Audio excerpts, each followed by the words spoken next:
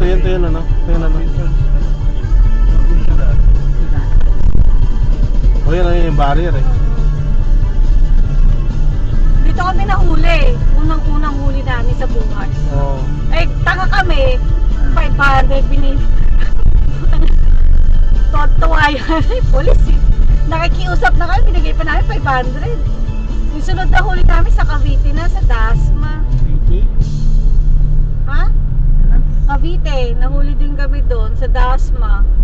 500 ulit. Tapos nakachismisa ko si Angel. Ay, puta, ganun pala. 20 pesos lang pala, pwede na. Basta nakatiklop. Balance sa papel. Boss, nandun na sa ano, plant box. Sabi ko, puta. Ano mo nalalagay, nangyari, papato mo lang. Nagtuhang kami ni... Bilis si Kuya oh. Oo, tayong-tay eh.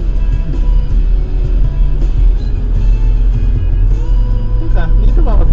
Over the edge sa yata to. Pwede tayo mag-EDSA, pwede tayo mag-Green Hill, tapos kaliwa ng Wilson, dire-diretso lang. Oo, Wilson tinuturo nito eh. Wilson ba tayo o ano? Kahit EDSA na saan, lang. basta ako sa komportable.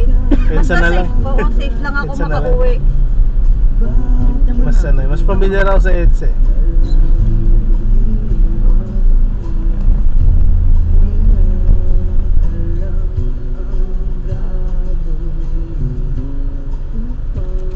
Ay, Robinson. Ayun yung Galleria. May ahas. Ano ba yun? Oo. Tik, may ahas yan, Tik. Robinson na to. May ahas. Ito maganda. Yung kwento ni Alice Dixon May ahas na may yan. ahas sila, ano, Pitik Meat. mo. Malaki yun, yung kambal. oo, yun sa, hindi siya totoo pero kwento-kwentuhan lang. Kaya yung mama ng Robinsons, dahil sa may inaalagaan silang ahas na parang kakambal ng may-ari. Kambal. Tapos ang nakakita si Dixon. oo, sa ano? O yun, titingin. Salamin doon.